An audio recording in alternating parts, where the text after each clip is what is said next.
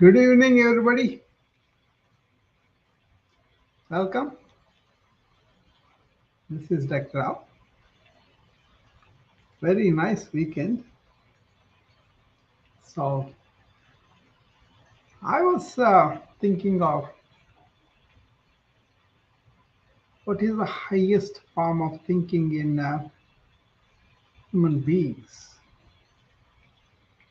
When you put in that context, um,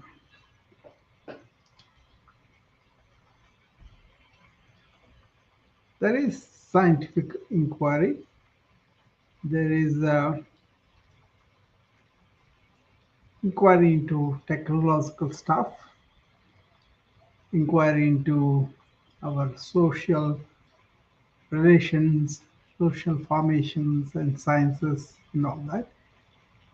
There is philosophical inquiry, and there is an inquiry into the nature of our spirit and what we really are as human beings. What is it that separates us from the animal instincts? And even though we have the animal instincts, we can control them and live with some meaning and purpose of being a human being and making sense and having a happier, joyous, peaceful inner atmosphere, inner being. And for that, we need to engage in the what is the spirit about and how is that takes a central uh, stage in a human being's evolution and how that could be the nidus of our essence, right? Um, so there were so many things that we did over the centuries. Many cultures have engaged in this. Even now, people engage in this, and uh, I know some people that lived um, late into 80s and 90s, and then they passed away. And some of them have a miserable uh, old age, old age, lived 10, 20 years after they become really not able to work, not able to participate in anything. And then they have a miserable feeling inside because they are not able to contribute, not able to produce, generate anything significant. And they also died very lonely, even though they have the families, they have other people and all that. They don't have the same spunk or joy in life. Okay, and I have seen people who have gone to um, major schools and universities, got very good degrees, and then had the very good livelihood and able to achieve a lot, and had the families, had children, and all those things went, but they were not completely satisfied with themselves. And some of them went into political activism, um, hoping and wanting to achieve that fulfillment they were looking for, that they was not there at the zenith of their career achievements, right? And then going there and looking for more like a altruism, more like people who are working for other people and helping the world and all that. And then they were disillusioned, obviously, with the political atmosphere. Then they went into spiritual hermitages, ashramas, or retreats, and they are there.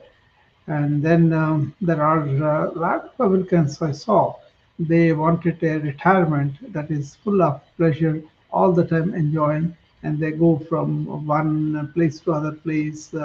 doing one pleasurable thing after another, or just addicted to alcohol or drugs, or just confined in a nursing home and leading a very miserable life, right? There's no meaning, no purpose, and miserable too. And so much of life have gone under. Maybe their friends are gone, their relatives are gone, and most of their family members are not available. So really live in very absolute dreadful loneliness. And then there are people who went through this livelihood, working for it, and making it, contributing to society, and contributing, writing books or some art, something like that. And then finally, they ended up in places where they are seeking what is truth, what is reality, how can we live a much happier, much more blissful, peaceful life? That's when they all turn to the so-called spiritual inquiry. And that's why in the very, very old times, when the ancient texts of spirituality were taught, um, they first taught the kids that there is a reality that is encompassing us, that gives us this body and mind and life, and lets us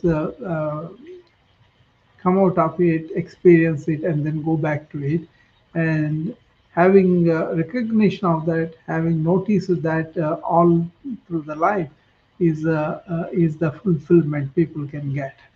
But then people go into the worldly life, worldly pleasures, worldly accumulations, and then they forget about it. But they want to come back to it. That's when they recognize that the mind that they have developed, the thoughts that they have developed, the things they have developed are do not last long. What lasts long is within their inner spirit and inner energy, inner consciousness that goes around, right? And the people who have realized that kind of spiritual essence of them were the most have really gone through the suffering and understood the suffering, and then suffering as an entity false for them. That means they understood, they transcended it. And then they can live in the present moment with peace and joy and happiness, right? And within themselves. So many people start this question like, "Who am I?" You know, where I'm come from, where I'm going. Those are the existential questions that you are engaged. It's not about running a high school or school for teaching kids about how to be skillful about so many things and how to be making a good living out of their skills, and then desiring innocent desires to have a house, to have a family, to have all those things. Many of the evolved souls overcome very quickly, and then they go into this spiritual inquiry very early in their life. And they are few and far in between. They are very lucky too. But many people get dragged into the so-called worldliness, and then they become perpetual consumers of goods and things and experiences and enjoying themselves. But then sooner or later they will find they are no more giving the same kind of joy and pleasure that they had initially. It's like a uh, diminishing returns on doing the same thing again and again. But this inquiry leads you to a place where you got um, uh, existence reality of life, that is consciousness, that is conscious, and also that is blissful to all rolled into one. Ancient called this Sat Chit Anand, existence, or really existence, and that is conscious, and that is itself blissful. How do we touch that? how do we station in that and then operate our life is the valuable lesson the ancients wanted to give us, and they led us life like that. So they didn't have to have so many things outwardly. What they want is they wanted a clean atmosphere, good basic essentials. Then even if they don't have it, they existed without that. But basically, they were able to withstand the uh, waves of sorrow or joy of the life with equanimity, and they stay and then focus their mind on finding out what is real, what is my spiritual essence, what is that intelligence of human being that will not drag me to the past or the future, but keep me here and now. And in that present moment awareness, I will be that existential conscious being that is blissful. So that's quite possible. Only thing is, we learn a lot of things that's not that.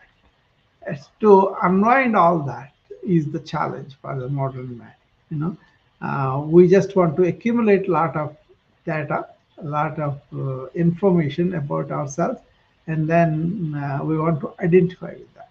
For example, I'm a doctor, but I studied to be a doctor. I learned skills to be a doctor, and then I worked for so many years as a doctor, producing relief for the people who come seeking me.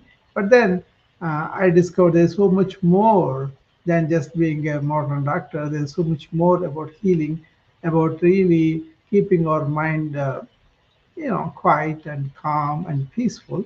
And that's when I don't have this stress that is coming because I'm reacting to everything that's coming at me from life. So ancients have really pointed out you got to turn your mind inward. You got to really look at that essence, the life giving essence that is within all of us. That itself is the God, that itself is the divine. Just find that, identify with that, not with what the mind produces or not what the body produces, because they both cease anyway. But this particular life essence is going to continue even after you die. Your body and mind dies, but not this essence. Once stationed there, then you can face death also with equanimity and with no fear, and enjoy the life that you have here in a meaningful, in a purposeful way. So spiritual anchoring importance is that, because more and modern technology and development is giving us tools, is giving a lot of things to do. That is producing this lack of inner quality, inner riches that we are capable of. We have the potential for. So we kind of get dragged into the external things, and then we spend 40, 50 years doing a job, and that may not be meaningful in their sense. Okay, and we can get disillusioned with our education, our occupations, our uh, so many things that we do to accumulate um, name, fame, money, things, and all that, and also relationships. They are good if they work out, and then if they don't work out, a lot of suffering. And also, if you just lose them, there's a lot of suffering and all that. So, all to really uh, go through extreme suffering and be able to handle it, and also not just suffering, but there is a potential joy and bliss that you can experience as a human being. You could, these two purposes, transcending the extreme suffering, and you cannot say I should not have it. You will have it, but you can develop your inner resilience to transcend that, and also to be able to experience this blissful joy that is possible for all the human beings when your mind is quiet and when you can stay with your real self. Okay, that is they call self-realization. So spiritual inquiry is about understanding this world, ourselves, this life, and also what is happening in this life, whether producing suffering or producing joy, and able to withstand the suffering, not denying it, but understanding and going transcending it. And then everybody knows everybody dies, but everybody feels like I'm going to stay here forever. And that kind of delusion is gone. And then, as a neurological human being, you can live a very quiet and really peaceful inner neurological being that is blissful too, that enjoys life, that gives life, that loves life, and then lives every moment. Okay, so that's something uh, maybe ultimate thing for the human being to aim for, but it could be something different for different people. But my perspective had been that, so it's more like uh, I was born to parents, and then I was brought up, and I was told to study well, and that's one quality that I had. So I studied well. I got entrance into the medical school based on my merit and the scholarships and all that. And then my life was dedicated to learning medicine and then treating patients. That went on, but then there were so many questions within me that I didn't want to push them aside. I pursued with the inquiry. What is life? Where did we come from? What is death? Where are we going to go? Will you come back? Now, when we are here, there is so much in life that could lead to suffering. Even though we think we have a lot of riches, that could go, or that may be cause for our suffering too. And we experience the lives of both divisions, like good times and bad times, and good health and bad health, and uh, lot of things, right? And once you kind of go through all that, and you never stop questioning inside about everything, then you will be exposed to minds that have explored this at a very deeper length, so you go and then you see the life through their perspective.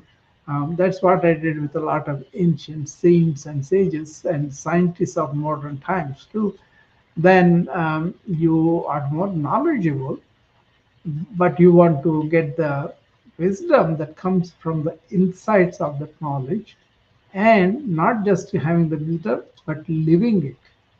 All those things become challenges. But then the more you are you are really dedicated to your own inner questioning, inner inquiry of everything, you know, then you will have a mind that's opened up, that has received all this wisdom from ages. Either it could be ancient wisdom or it could be modern scientific wisdom, and then you use them to live a better life here now. Outwardly, we may be comfortable, we may have some things, or we may restrict our desires, we want to lead a simple life, that's all fine. But then inwardly, very few people realize the potential of inner riches that are possible in human life. That is why spiritual inquiry, asking inwardly, asking questions about everything inside. Why do I react for this? Why do I feel sad about this? Why do I feel happy and ecstatic about something? Once you begin to study those reactions with your mind, then you truly become spiritual. But if you are worried about mind outward things, outwardly what is happening, not to what is happening to the mind, then you become worldly and materialistic. And that is a never ending game that only leads you more and more emptiness and more loneliness, more and more suffering and all that, right? So spiritual inquiry, even though we have advanced so much in technology, we can go to other planets, we can do a lot of technology stuff, communications and all that. We still don't have friends that can connect at a deeper level, that many, maybe some one people. And also, we don't have good communication between the countries so that they fight. They don't understand and they want to rob each other. And Russia is invading Ukraine is an example, right? And then we have so much mental illness, addictions, and loneliness, broken families, and all that, right? So modern life has become very rich in outward technology, but very poor inwardly. That's why we need the spiritual inquiry also. Taking a time of our busy schedules, um, few minutes in the morning, few minutes in the evening, and keeping the mind not chattering all over, but then inquiring by itself what's happening to me, what I'm thinking, what I'm exploring, what I'm finding, reflection on all that, not just the accumulation of facts and then doing some stuff and enjoying and going, but really putting our mind to inquire within, to inquire, understand what our reactions to life is. And then out of that, spiritual inquiry is self knowledge, we call it. Knowledge about yourself, knowledge about your reactions, knowledge about your conclusions, knowledge about your experiences. All that is called self knowledge. The more you are knowledgeable about your real self, the more your mind will be calmed down. So that is the spiritualization of mind. So study your own mind by your own mind, turning the mind on itself, we call it.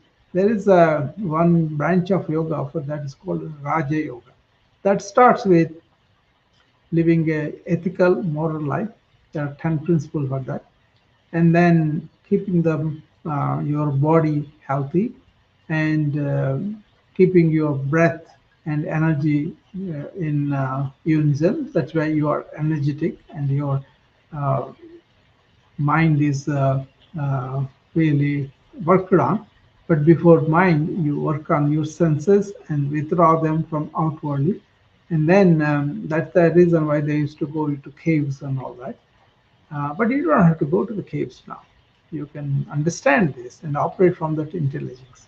So, moral, ethical life that lead to healthy body and healthy energy in your body, and then withdrawing the senses, and then work on the mind with gathering all the thoughts if they are going all over, and then staying with one thought and going beyond even one thought into the stillness of mind. If you practice this daily basis, you can. But most of the time, what's happening is we get up and start putting the data into our mind and go on till late night, and then again in the morning we get up and again allow the mind to go into the data mode. So we never reflect on what we have learned. We never reflect on the experiences that we had that day. We never reflect on the reactions that we are having in the mind. So do all that, and hopefully that spiritual inquiry is something helps you in the long run. Okay, uh, it could be your lifelong goal, ambition, or you may find it shared by luck or by enthusiasm, or and then you start to inquire like that.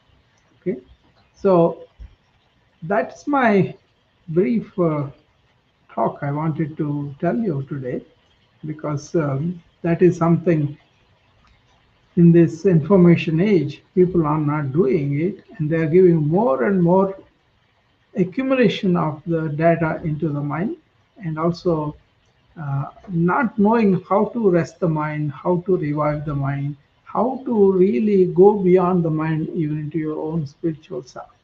Okay, and that is required now. Otherwise, people are turning neurotic in the sense. Okay, neurotic in the sense they do the same thing even though they know It's not the correct thing, right? People don't sleep very well as they get advanced in their age. People don't feel they're connected to everything.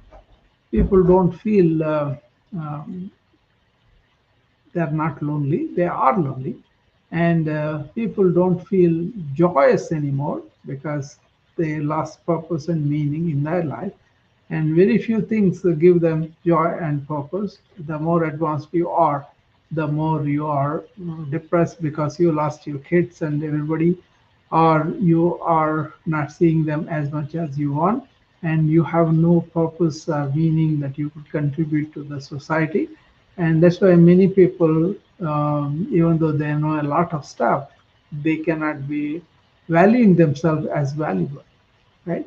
So all these things would be kind of catapulted topsy-turvy on them if only you start with I'm a spirit in the body and the mind that I own. Then I can work on the body and work on the mind if only I have the mind in my control. So people start about mindfulness and all that, but then if you really ask them how much time are you really happy and also quiet, joyous and quiet? As children we maybe, and later on we lose that. There is no reason for that. If only we understand, we should be more mature and more able to handle things than the children. Okay, so it's not about not having responsibilities. It is having responsibilities and having a body and mind that have this inner resilience with which they can really work on them and then really improve our whole human being. So that's the intelligence we have. Let's get to that intelligence and let it explore our inner self much more deeply. Hopefully that makes sense to you. So that's what I wanted to say for today. And this was going to be only half an hour talk anyway. So if anybody has anything to say in the next couple of minutes, please come up and then we will wait for you for a few more minutes. Otherwise, I'll be closing the talk. Okay.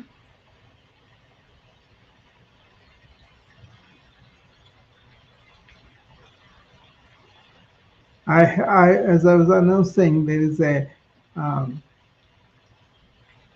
fitness challenge that is coming up on 28th morning, next Sunday morning at 10 a.m.